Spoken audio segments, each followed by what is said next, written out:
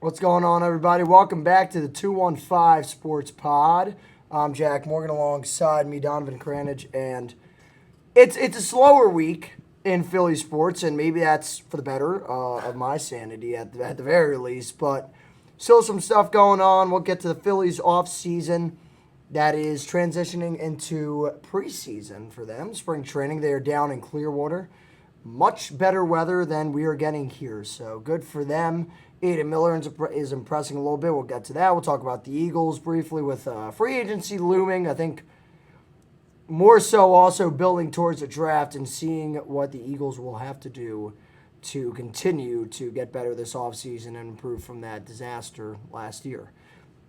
Flyers exist. Sixers are coming back, so we'll talk about them as they kind of reset heading into the second half. But we'll start with the Phillies. I think we'll start with the Phils because there's not only one thing to talk about. There's another thing. First off, the whole situation with Aiden Miller. We're seeing him in spring training, and he's hitting the rooftops of bars out in left field at the stadium. But then also the Phillies decided to go under everyone's nose, and they signed an 11-year-old. Which I promise you it's legal, I think. But they went into the foreign market there in a sense. They have signed an 11-year-old infielder. Yeah. Though, honestly, he's 11 years old. I'm sure that position can change 10 more times. And I don't know enough to say if it was a good or bad signing. I don't think anyone does. I think we'll see. Prospects are usually 18 years old. This one's 11. So we got no clue. This guy must be some god or some prodigy out there. But I think my biggest issue is that they didn't spend that money on Harrison Bader. They decided to throw it towards an 11-year-old. Yeah, I don't even really know what you make of this, signing a literal 11-year-old. Like, I don't... Are you going to throw him in the farm system right now? Like, are you sure it's legal? Is he going clear? That was what I was considering yesterday. Can he legally sign a contract? And, like, is he just going to keep playing, like, elementary school, middle school baseball until it's time to go to the Phillies, or what's he going to do? Yeah, Are they going to throw him in single A right away? In American terms, he is literally an elementary schooler. I don't know how they do. I think different countries do it different ways, but he's 11. He's 11 years old. He's 11 years old, and we signed in 11-year-olds. What are the Phillies doing? And I would say Harrison Bader's probably 10 times the amount of a player that he is, which is what you would have had to pay to get Bader back. But instead, they took $1.1 million and they signed a literal 11-year-old. So I'm not sure what Dave Dombrowski's doing. His rough week continues. We saw the comments with Bryce Harper, him reacting to that and saying it doesn't motivate him. Then he showed up to workouts or BP in a shirt that says not elite. So maybe he is taking it personally. Honestly, I hope he does and just goes out there and plays the best baseball of his life. He probably is. That would be awesome. I mean, I think that's something I'm not expecting fully. I think Bryce Harper's an elite player. I think that's kind of a crazy thing to say, especially from your own GM. But, I mean, I would love to see Bryce Harper come out and prove Dave Dombrowski wrong and just go out there and play some elite baseball and hopefully make a playoff run. But, I mean my hopes aren't there considering we're running it back with the nearly exact same squad as last year. And all these players are 1 year older. Right. Schwarber's a year older. He's got 4 more years of Schwarber, which is not the worst thing ever, but it's certainly better than the alternative of not having him and not getting anyone throughout this offseason, but he's here. Jose Alvarado is hopefully, as long as he doesn't get caught for Ozempic again, going to have a clean year without suspension. We'll see. But you're back to where you were last year. Without Ranger Suarez. Quite literally, yeah. So you're pretty much the same roster. I think they're worse. I was going to say, I mean, you can argue, and I wouldn't even be mad if you said that they got worse. You brought in Garcia to replace Casty, and you brought in Brad Keller to the bullpen to replace Matt Strom, which I don't think is an upgrade. And then you lose Ranger Suarez, and you're replacing him with the potential of Andrew Painter, and we don't even know if he's going to be on the opening day roster. Has to be in the rotation. That's the other thing. No, he did strike out Kyle Schwarber in BP, though, so. Whoop-de-doo. That's the least exciting thing I've heard all week. Painter apparently has been looking good, though. That's what I've heard. I thought that the thing with Painter is I thought last year he could have been up 2 years ago. At least that's what was told to the fans from the media. But I think the thing with that is he had Tommy John, and then last year he was like a 6 ERA at one point in a AA or AAA, and he's coming back from Tommy John. So this time he had a full off season. He'll have a full spring training. Yeah. To kind of work with his stuff again and make sure he's hopefully ready to go this season. I mean, apparently he was named. Here's a fun thing I saw. He was named after the kid in Toy Story, Andy, but he goes by Andrew. Really? So you know what? That's a cool thing, and everyone laughs about that, and no one. We should all just ignore the fact we signed an 11-year-old. But you know. Well, I think the thing with Painter is like he's one of your best prospects, if not your best prospect.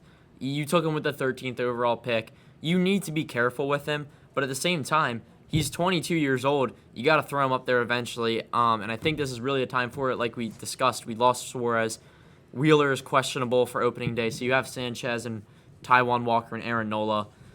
I don't think Painter has to get the start in the first series, or on opening day, obviously. No. But bring him on the roster, have him travel with the team, and I think you have to start taking steps and have him up by minimum June or max June. Like he needs to be on the roster by June. No doubt. And I'd be surprised if he wasn't, honestly. I could see him being a May call up if you get an injury. I don't know. We'll see. Was. So I mean, the roster's set. The roster is right set. Now. I'm not happy with it either. As depressing as it is, it's set. Well, rumors are flying with Alec Boehm. Jack Fritz from WIP tweeted out yesterday, just circulating the rumors of him being traded, which would leave Edmundo Sosa and Otto Kemp rotating at the starting third base position until Aiden Miller is ready. I don't think you're getting better at that position. I don't think Aiden Miller's ready. I don't think he is either. I mean, from what I've heard, he's been impressive during spring training, but I still think he needs a little bit of time in the minor leagues. We just drafted him 2 years ago, and he's 21. I mean, the guy is young. And I don't think you're getting much for that Boehm trade if that happens. You know what I mean? He's gonna walk. I mean, okay, so you're getting more than you would when he walks next year, but what's it gonna be at this point? Yeah, that is a good point. He is walking. There's no way after we have just totally devalued him in the last 2 off seasons trying to trade him. He's like, I like Philly. I'm gonna stay. Yeah, so I just think it comes down to how confident you are that Aiden Miller is going to be ready soon, and if you think he's going to be ready, which I'll be interested to see. I don't think they're gonna trade Boehm. Maybe if it's something that happens at the deadline, if the talks of it continue. I think it's more possible to happen towards the deadline than what we're seeing right now. I think you'll find out with Aiden Miller if he's ready through spring training and through the first month and a half of the minor league season, wherever you put him. So I think we'll know pretty early on if you're going to see Aiden Miller step into that third base role this season. Then it probably affects your trade deadline. Where you go with that. Because I don't think as a winning team you can have Sosa and Otto Kemp splitting reps at third base. No. I don't think that's a very good idea at all. So we'll see how that goes. Next week we'll actually have spring training games to discuss. So that's Friday, right? Yes. I don't think we play till Saturday. Okay. But it does start Friday. Right. So that's the exciting part. Baseball is just about back in preseason sense. I think we'll be excited.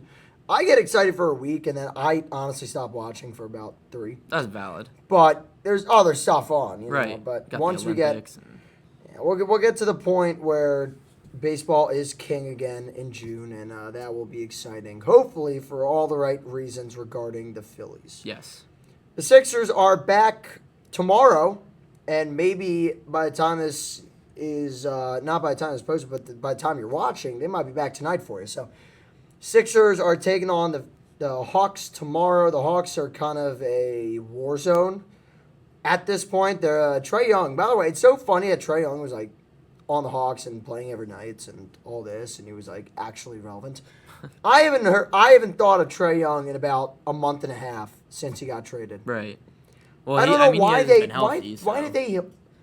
I don't know why they held him and then Davis are like, hey, we're just gonna for a month we're gonna let because I'm pretty sure Trae Young could have been back about a few weeks before the All-Star break, but they're like, we're gonna hold you out through that, which is it's questionable because the Wizards are not in a position at all to be like, hey, you can rest. We'll get you back when it matters most. Here's the spoiler: it mattered most when you were in December and January and February. But they're idiots. They're a stupid franchise. But the Hawks, back to that point, not much there for them, and I think that should be a way, even if it's on the road, for the Sixers to, figure out how to get a strong start to the second half because they ended so poorly the first half of the season, and they're going off the momentum from VJ Edgecombe winning Rising Stars MVP. So that's exciting. And listen, when it comes down to it, Paul George, I can't give you an exact number of how many games he served for a suspension, but it's dang close to double digits at this point. I think it's 10 or 11. Yeah, so he'll be back in a matter of a few weeks. And who's saying that a team with Tyrese Maxey, VJ Edgecombe, Paul George, Joel Embiid, it can't be an under-the-radar team? I think the expectations that are put on this team are due to the teams before them more recently, is the conference finals.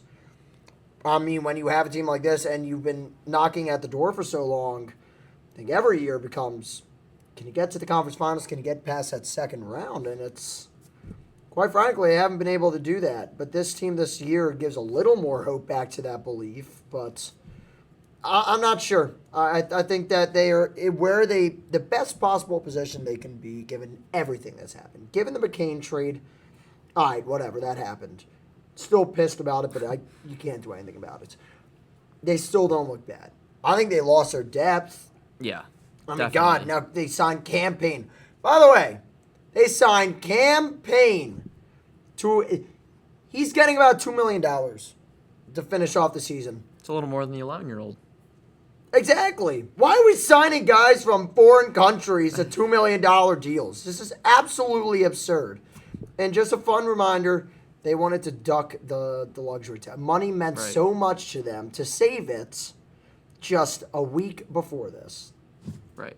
Ladies and gentlemen, the Philadelphia 76ers organization. Well, it's mind-boggling. I do like your point. They have a chance to come back.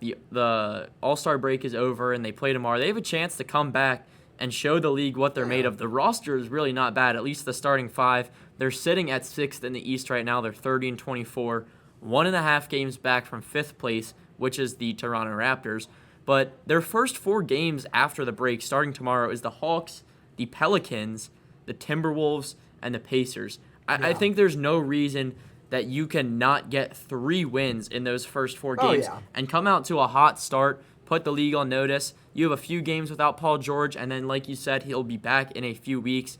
I'm confident in the Sixers team. You know, there was some rough spots, especially towards the end of the first half of the season. Yes. But there was also spots when this team was completely healthy, when Embiid was back and performing, where we were looking at this team and saying, like, these guys can really compete.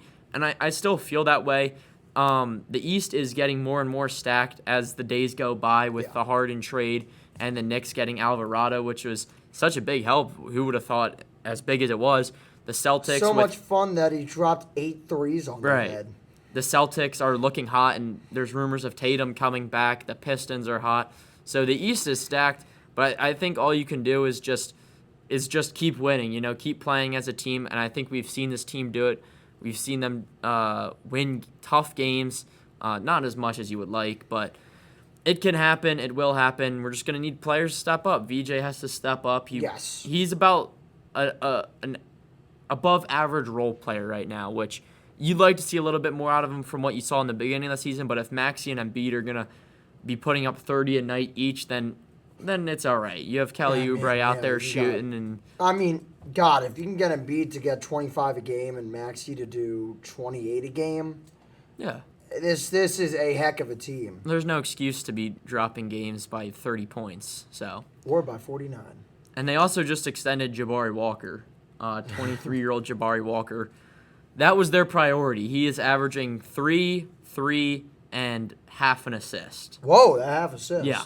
So that half assist, man, that's worth $500,000 more that we give to him and not to McCain. So that was their priority. They gave him a 2-year extension. He is only 23. I don't think he's that great. I think he's a little better than like Trenton Watford, another role player on our team. But it's numbing. It's mind-numbing that they chose to protect guys like Trenton Watford, Dominic Barlow. I'll give him a little bit of a... I would give him a pass if it wasn't Jared McCain who got traded. Right. Cam Payne. And they didn't sign Cam and Thomas. Jabari Walker. Of course they didn't sign Cam Thomas. Cam Thomas would have been a great signing. He had like 35 with the Bucks. They think that Cam Thomas cannot contribute enough and that he wouldn't contribute to the toxic air that this organization brings by not listening to their players. That would have been too good of a signing. That would have been not allowed to sign him. You're not allowed to. No. It's against the rules. No. And you know this. By the way, we have the Finland game on our screen as we're recording this podcast because USA is on at 3. That's why we're dipping out of here before 3. But Finland just won, and that was hilarious. What a comeback. It was a Toronto Maple Leafs type collapse. The Flyers. I would say the Flyers, but honestly, the Flyers don't get leads in important games. No.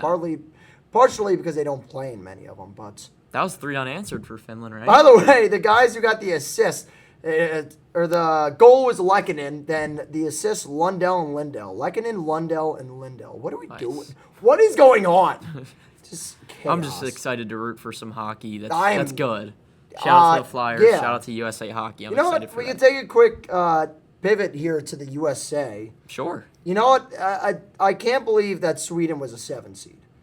I genuinely, because I originally thought there was a qualification round, which was basically a first round. Don't let the fancy words fool you. But the U.S. got one of the 4 buys. And I was like, all right, so I saw something on the bottom of the bracket graphic that said reseeding after quarterfinals.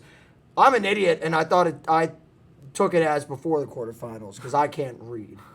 But then I was, lo and behold, I hear we're playing Sweden. I'm like, that can't be right. Sweden's a 7 seed. There were so many 3-0 teams, or so many 2-1 teams that had a better goal differential than them. Yeah. To the point where they actually put Sweden at a 7. That makes no sense. But that'll be on at 3. That's impactful hockey. Yeah. Flyers thank God they're on break. Travis might be the only one that's playing for international for this tournament. I genuinely think he's playing for Canada. He didn't play much, but yeah, his team got the win over the Czechs, and yeah, they might meet again. The U.S. and Canada are still on a collision course to meet again in the finals. That is, if the U.S. can maintain that track by winning against Sweden, and then God knows who they play, and Canada obviously winning their semi-game. That would be a lot of fun. Honestly, for me, it's just refreshing to be able to root for good hockey, right? After watching the Flyers this entire season, which was good hockey for a minute, and then obviously they just did the Flyers thing. I don't even know if it was good hockey. It was just ugly wins. They don't win pretty. But they went the win column.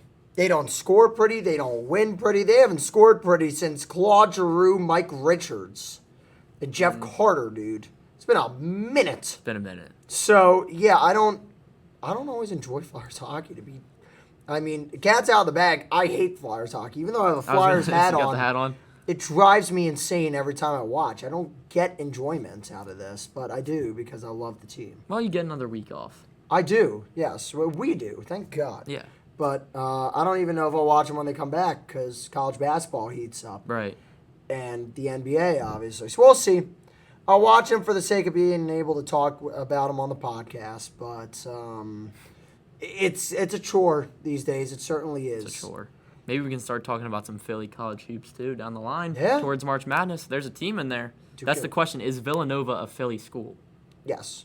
Yeah. I say that because a lot of their fans are Philly. Okay. And before anyone says, oh, but Dallas has fans in Philadelphia as well. Are they a Philly school? Shut up. Or they're a Philly team? Shut up. I think they are. They held a parade in Philly when they won. Right. That's as Philadelphian as it gets. I think they are.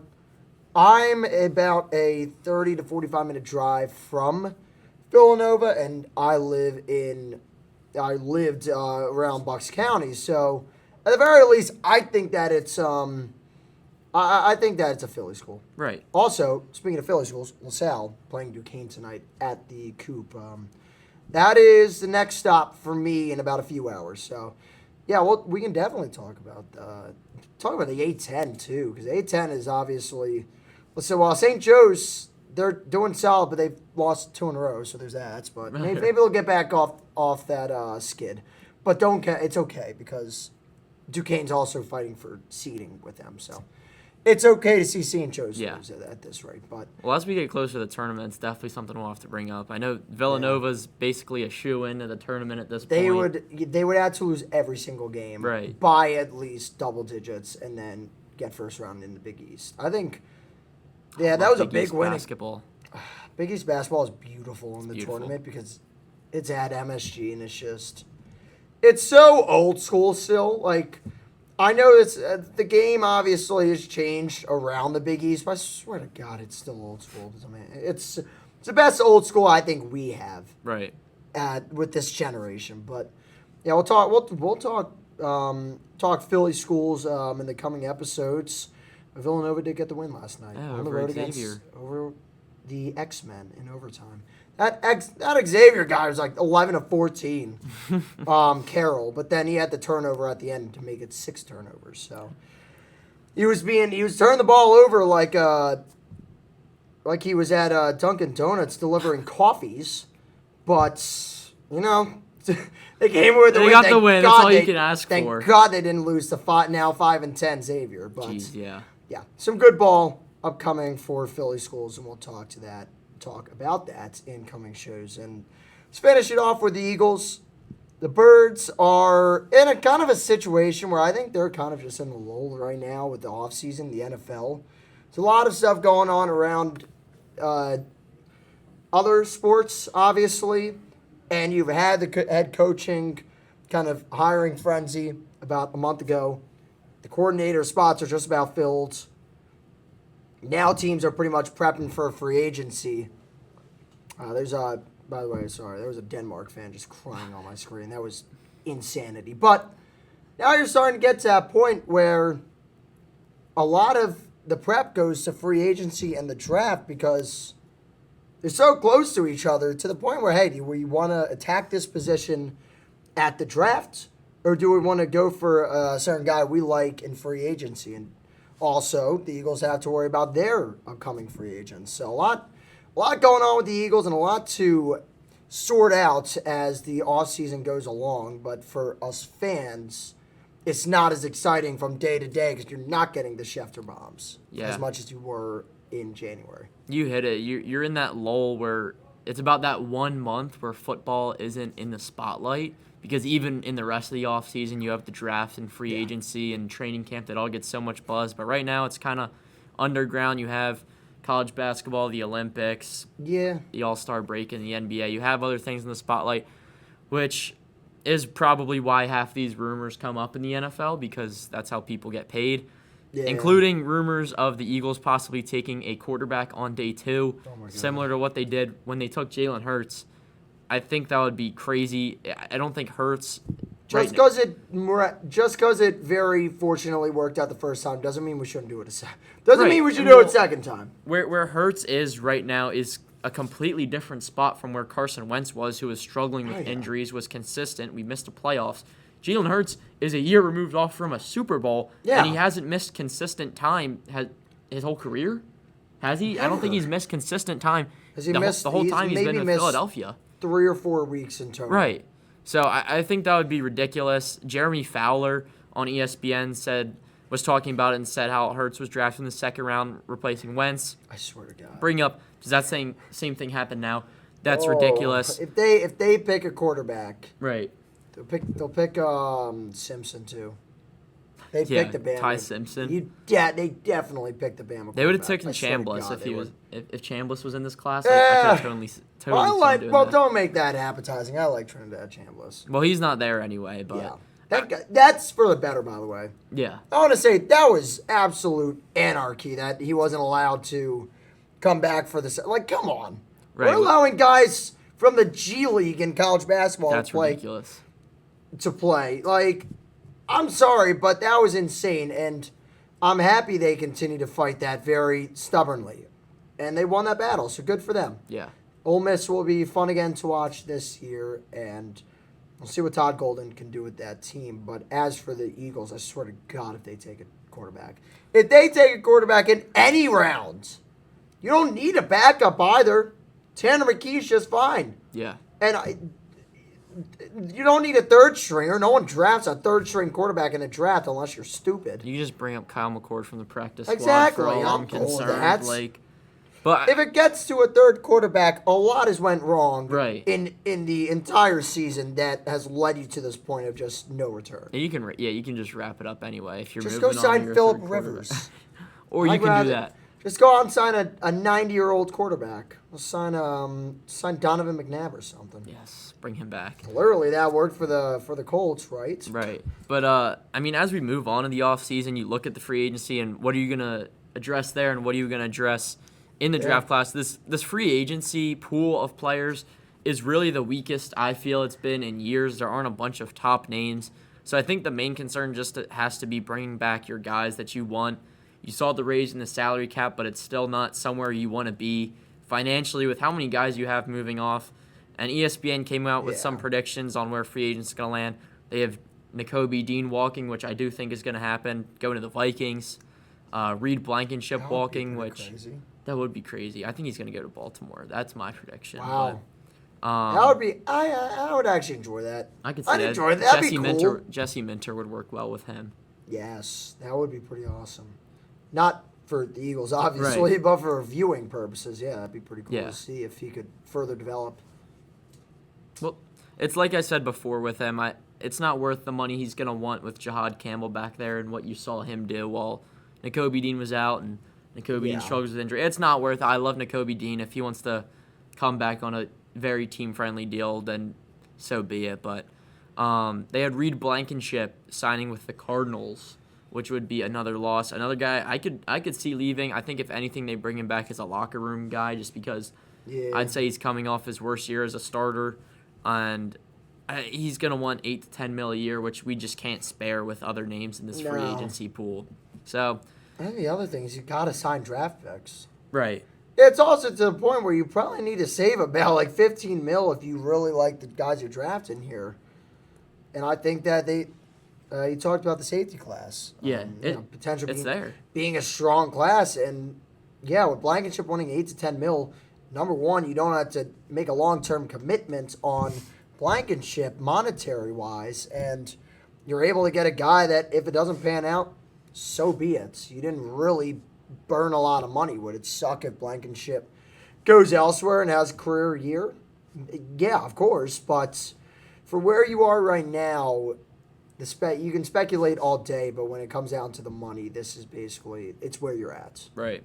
And you mentioned the safety class. Caleb Downs is going to go top 10, top 15. I think he should go earlier, but you're not going to take a safety in the first round. But given that you have a second-round pick and the fourth pick in the third round, or what would be if it's a compensation pick, there's a bunch of safeties I think that are worth those picks. A.J. Halsey out of LSU would be a great replacement. He reminds me a lot of C.J. Gardner-Johnson, who we saw on this team win a Super Bowl with them. There's Dylan Theineman out of Oregon. There's Emmanuel McNeil Warren, who I forgot about him. I don't know why, but that could be a guy we'd take in the first round, and I would be happy with that. Absolute playmaker. So there's options there.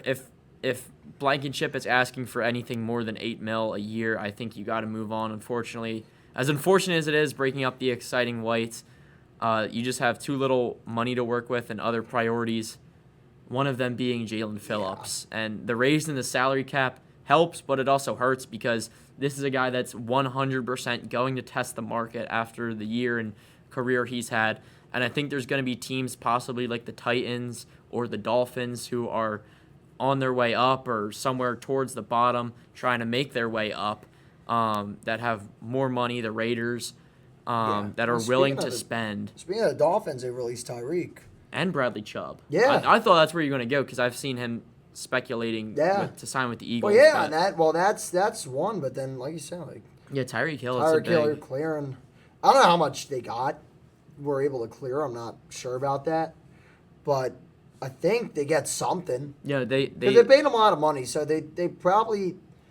There's the whole thing with, and we learned this with Carson Wentz, was if you trade or cut a guy post June 1st, you still got to pay him, but I think you pay him significantly less. Right. So I don't know why they didn't wait till June 1st, but it's the Miami Dolphins. This is the same team we talked about last week hiring Kevin Patullo, so clearly they don't know what they're doing. What are they doing? I forgot about that. I know. Already. Isn't the second week we've discussed the Dolphins doing God knows what? So maybe they don't. Maybe they're doing it on purpose. Right. Well, maybe the general manager's like, dude, I hate it here. Well, it's a new GM, so he's going in his direction. I don't. That's even worse. He's snapping. He's doing the Thanos reset. Dude.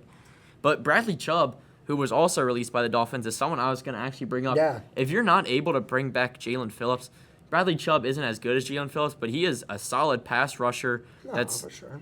On the latter half of his career, I'd say. He's in his 30s. But that's a guy that's been rumored to be possibly looking with the Eagles, along with Rashawn Gary, who played with the Packers. So I do think Jalen Phillips should be their number one priority because he's the best free agent that we have leaving. But if you lose him, if you have to pay him an astronomical amount of money and teams are just willing to pay more and you lose him, I don't think it's the end of the world as long as you bring in someone, you address it in the draft. You have three picks in the top 70. One of them can definitely be an edge rusher. This class is deep. One of them can be a safety, and maybe one of them can be a tight end to possibly replace Dallas Goedert, who is looking at $10 million a year, and at 32 years old, what he's going to be, and given that he hasn't been healthy since 2018, like I've said before, he's got to be on a team-friendly deal, or I don't see it worth bringing back. No doubt. And I'm trying to bring it up, this free agent class is not strong, but if you had to pinpoint a position that is, it's the tight ends. Kyle Pitts is a free agent. David Njoku is a free agent. And there's one more guy I was looking at. I mean, Travis Kelce is, but there's no way he's going anywhere. Oh, if he comes back, it's probably with the Chiefs, but right. I guess those are just the two guys. Zach Ertz, the free agent. That'd be cool if we could bring him back for a year. But I don't know. I was gonna say I don't know if he's gonna play, but you know what? One day contract, retire with us. Sure, I'd love that. I could realistically see that happening. But Njoku and Pitts are two high end tight ends that you could be looking at. I don't know what Pitts. I should just kept it up. What Pitts is going to be looking at, his market value is $10 million a year, so it's about the same that Goddard is, and at that point, why not bring in the younger, more athletic, generational tight end prospect? Because I think if Sean Mannion can unlock this offense, Kyle Pitts can be what Kyle Pitts was supposed to be for so long. So I think tight end, defensive end, and safety possibly being our three biggest needs in the draft is good because I think those are strong suits of this draft class. But franchise tag window is open, and I could see one of those guys possibly getting the tag. If I had to guess, it would be Phillips or Goddard, just because you're going to have to pay a lot of money, and those are the two guys I think you would pay a lot of money to. So for sure, I'm interested. I can't wait for the offseason. I enjoy it every year. The first day of free agency is kind of like Christmas for me. That and the draft. But I just can't wait to get into it. Football is my number one at heart. So while I love the Sixers and the Phillies, it just doesn't top it. Oh dang. Sorry, that caught me really off guard. But yeah, I'm excited for the offseason to get rolling and me to be even more angry at another Philly sports team. But hopefully not. I'm excited to go 4 for 4 with being angry. If there's anyone I trust, though, it's Howie Roseman. That is true. Yeah. I Howie knows what he's doing. Full trust. In Howie we trust, but one more topic before we go. I saw it on your screen, and because I saw the big white beard of Tony Clark. That was insane. Just for the record, I'll stay Ducaneable, but let's just say he was having bad, inappropriate relations. And it was crazy because everyone thought it was like, oh, he probably was going to lose that MLBPA battle in the offseason, right? Because we're going to have a lockout, most likely. They were like, oh, he's probably cooked. He probably knows he won't get the supports of the players if he loses this.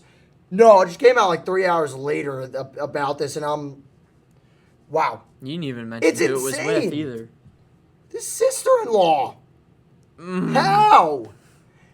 So weird, dude. There's not. I don't want to ask further questions because I do have further questions. They're not Ducaneable though.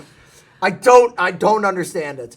But that's crazy, and that's something actually like on the actual level of seriousness. It's actually bad for the players, but good for the fans that do want the salary cap because whoever they sign is going in cold turkey. Hasn't been able to negotiate with the MLB on anything. Hasn't been able to negotiate with Manfred. So you're basically looking at a situation where this guy might get taken advantage of in these negotiations. Right. They might know how to break him. Or they don't even need to know how to break him because the MLBPA has got to break the MLB to go back to playing. So, I mean, it's wild. It's interesting. Sports is stupid at times, but that will do it for the 215 Sports Pod. For Donovan, Jack, we're saying so long. We'll see you next week, same time.